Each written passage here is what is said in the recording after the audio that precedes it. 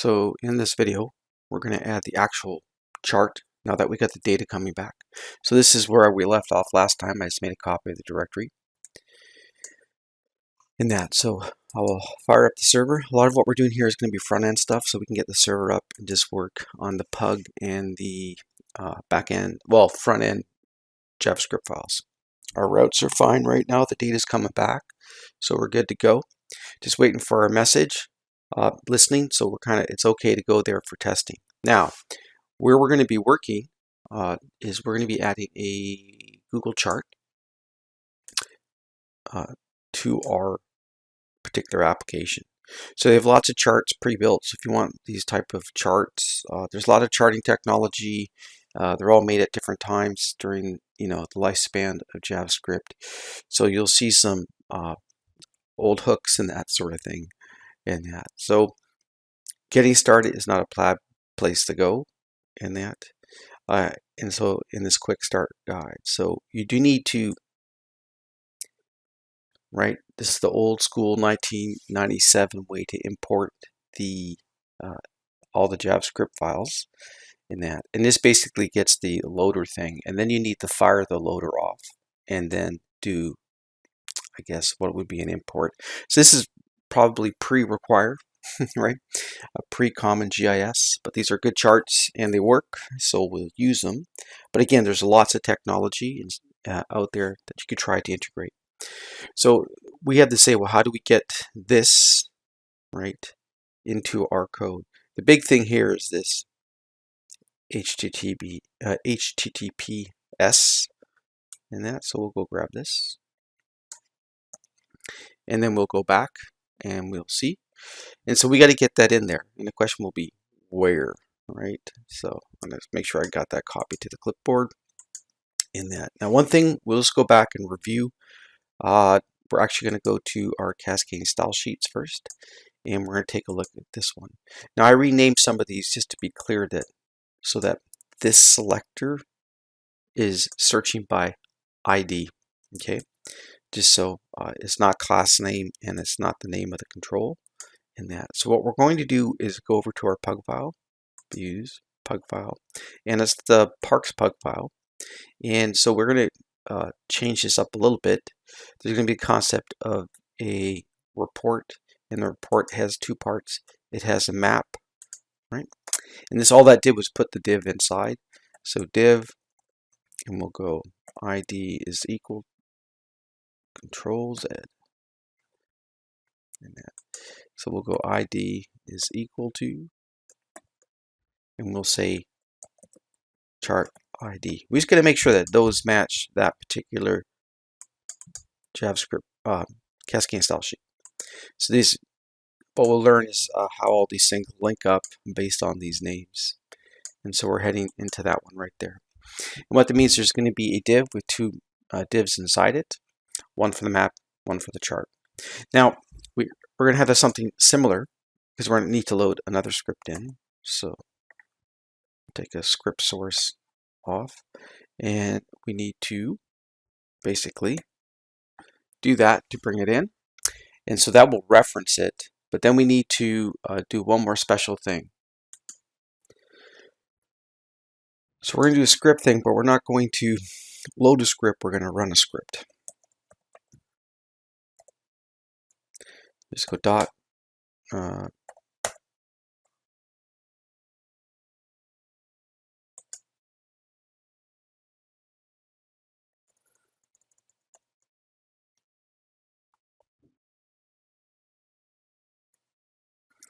so what we're going to do here is have a script.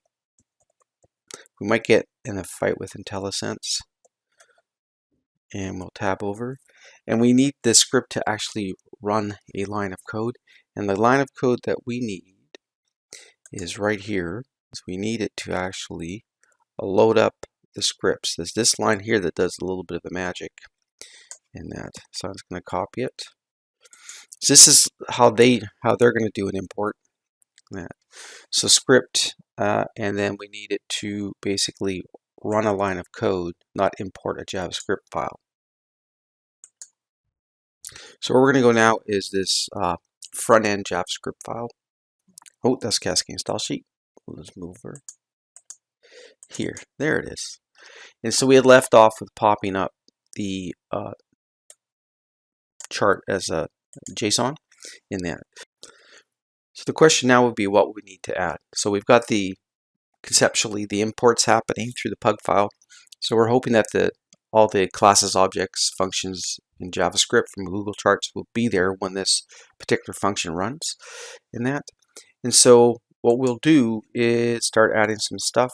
I'm going to comment out this line. Now, one of the first things to add, I guess, is we're just going to go here. We were on getting started. I don't want to lose my spot here because some of this creating the data table we're actually going to be able to use in that. And so where I went here is right click and I want to take a look at the donut charts and I open it up in a new tab and this is it here. This is all pie chart stuff, but the one I'm after is the donut chart. Give the page a second or two to load because it actually brings in samples and stuff. So you still need some type of, this is them making a data table from an array. We're going to make it from our result object. And we'll have this last part basically, and we'll be able to, I guess, get it drawn. But first we just need these options. I'm going to grab these here and I will put it into my code right about there. Yes. Alt-Shift-F to clean up any indentation issues. And I'll call this Park Vegetation Report. Good. I'll leave the whole that size. Now, should I call it chart options? I might change the variable name just to be more exact. Chart options. Okay. And that. Now we need to create that data table, add some columns to it, and then also, I guess, yeah, have a little for loop that goes through our data, our data.rows. So let's just go back to that sample here, and let's flip over. It's from the quick start guide. We need something like this. Right?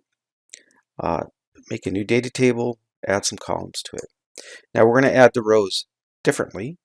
So in our for loop, we'll go data.addRows kind of concept, and we'll be adding the values from our structure that got sent back from the server.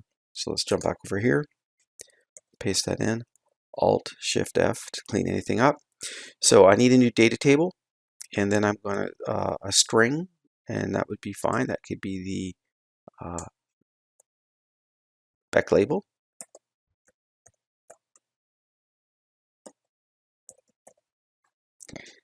And a number, which will be the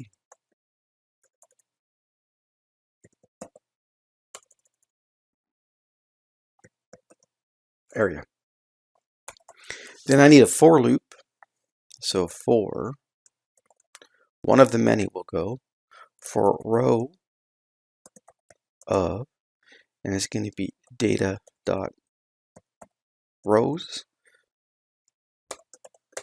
Basically, add a row of data. That would be the concept. And so that was, if we go back to that sample real quick here, that's this data add a row. So we'll just add one row at a time in that. So they have the thing where you can add a whole bunch of rows if it's an array format. But ours is structured slightly differently. We're going to have to get out the names in that. So let's get back into the code.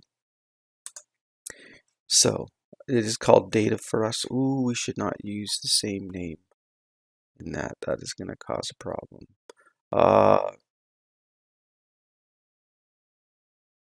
We'll call this data tab. Data tab.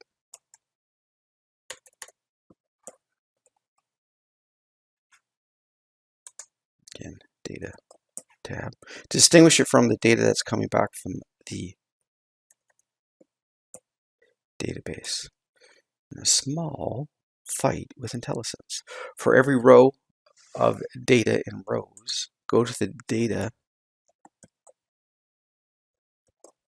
tab dot add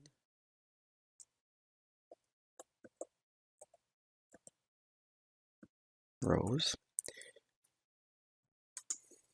So I think we're going to add one row at a time, not rows. I'll take the S off.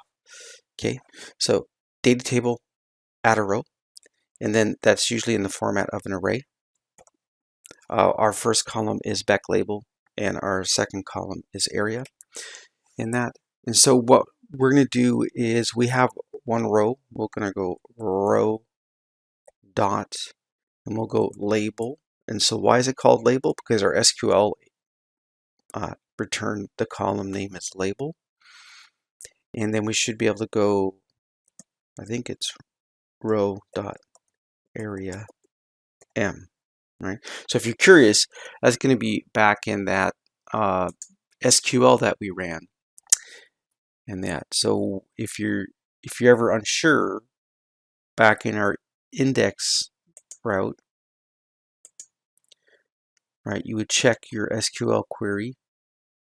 That's for the park list. So here we called it select label area M. That's why those JavaScript object attributes have that same name. It's based on that query in the end. So just to be safe, we'll put a semicolon. So that's going to rip through the object that came back from the database, take each one of those rows out, kind of reassemble it so it matches how the chart likes it. And then we have to sort of create the chart. And so we could go hunt for an example where the chart gets created just to get the syntax a little bit. To have it here, we're going to change it a little bit. We'll probably have to send in some, well, we'll set it up first and then we'll take both those lines actually. And so we'll come back to our code here. So after we've loaded all the rows, make a new pie chart, Alt-Shift-F, clean up the indentation. Our chart, this is get element by ID, so we called it chart ID in this case. And that, just trying to drive home that it is a search by ID. And then we need to draw the data tab in this case, because we want to distinguish between the raw JSON coming in and our actual data tab object here. So not too much. We'll see how that works. Expect to have an error or two in that. Do I want this? Maybe we'll call it Beck zone.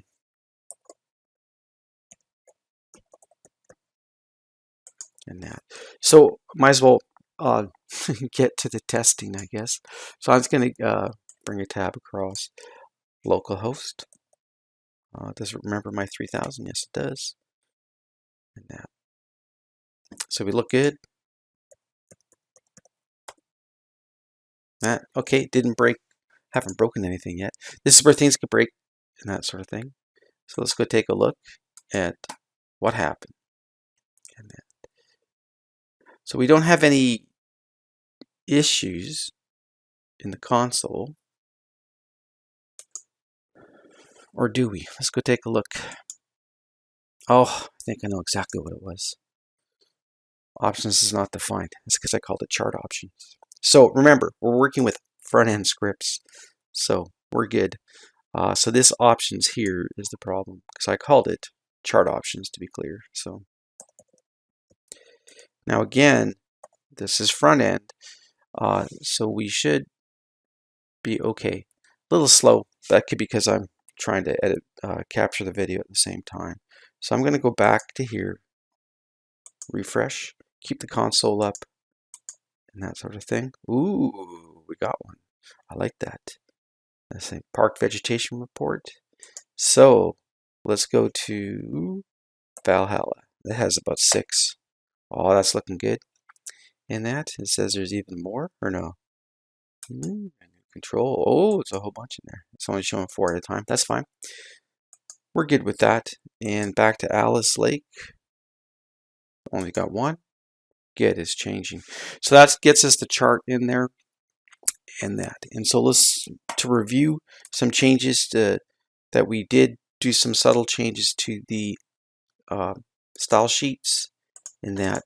I just wanted to be clear that this selector, the hashtag, maps on ID.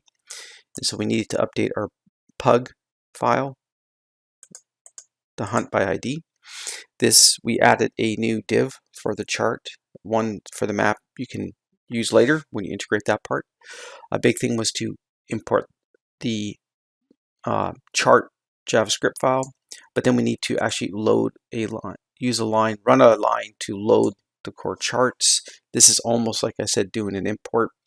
But lots of different ways of attacking this problem over the years in that. And then in our JavaScript, instead of doing the alert box, we have some chart options that set the title, how large the pie hole will be. We need to make a data table, add some columns to it. We have to have a little for loop that'll loop through the data coming back from the database. For each row from the database, add it as a row to the data table. In that, so this is your bread and butter as a JS person, that the data comes in one way, and you have a couple for loops to flip it, one or two for loops to flip it into another format to get it into another type of control. In that, because it beats building these controls on your own. We need to create a new chart, hook it to a div, pretty classic thing. You'll do that with the map as well. And then we need to tell the chart to draw itself with the data and the particular options. That's all for now.